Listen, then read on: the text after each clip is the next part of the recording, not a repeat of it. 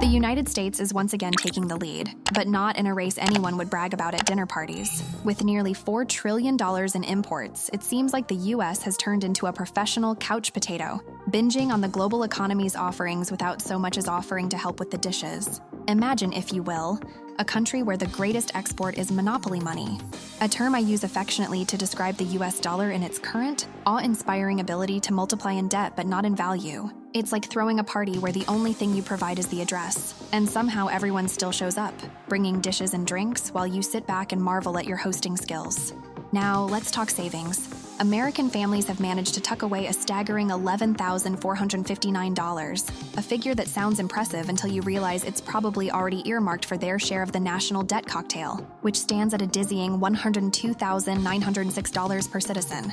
Add a dash of personal debt, a sprinkle of student loans, and a hint of state and local debt, and you've got a recipe for an economic hangover that makes the morning after Mardi Gras look like a mild headache. Let's not forget the after-party take-home gifts, the $67.5 trillion owed in Social Security and Medicare, plus the $214.2 trillion in unfunded liabilities. It's like planning the most epic party of the century, only to realize you've promised more invitations than the Earth has people. Kudos to the political elite, who, in their infinite wisdom, have managed to gamble away prosperity with the reckless abandon of a toddler in a candy store. The punchline? They're betting the future of the country on the assumption that creditors will never call to collect, treating the world's producers like an all-you-can-eat buffet with no closing time. As for the citizenry, caught in this cycle of spend and pretend, it's like being on a luxury cruise where you discover the ship is actually the Titanic, and the captain has been sailing using a map of Disneyland. With wealth accumulation a pastime for the 1%, and open borders an open invitation to anyone looking for a slice of the dwindling American pie, it's clear that the party's over, but the cleanup is going to be a nightmare. The only question left is when the music stops and the lights come on, revealing not a grand ballroom, but a borrowed studio apartment on the verge of eviction. Welcome to the Great American Fire Sale, where everything must go, including the kitchen sink because, let's face it, we probably imported that too.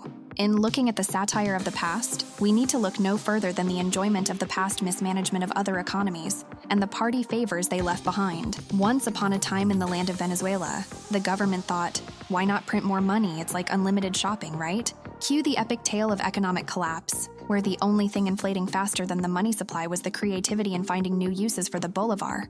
Wallpaper, anyone? As price controls turned the economy into a game of whose line is it anyway, where the prices are made up and the budgets don't matter, Venezuelans could only reminisce about the good old days when toilet paper was just for personal use and not a unit of currency. Now, imagine a country where you could start the day as a millionaire and end it too broke to buy bread. That's Hungary in 1946, where inflation was so high, prices doubled before you could pronounce "Saz miliard pengo." This was the era of who needs Bitcoin when you've got the pengo? And the government's financial strategy was like using a Band-Aid on a broken leg. It's a story of how Hungary decided to redefine fast food as buying food before the price went up. Again, in the next 15.6 hours.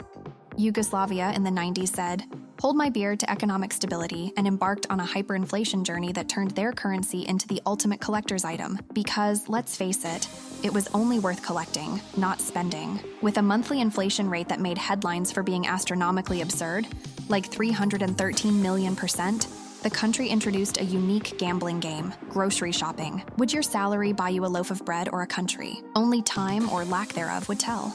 Does anyone really believe this will end differently for us?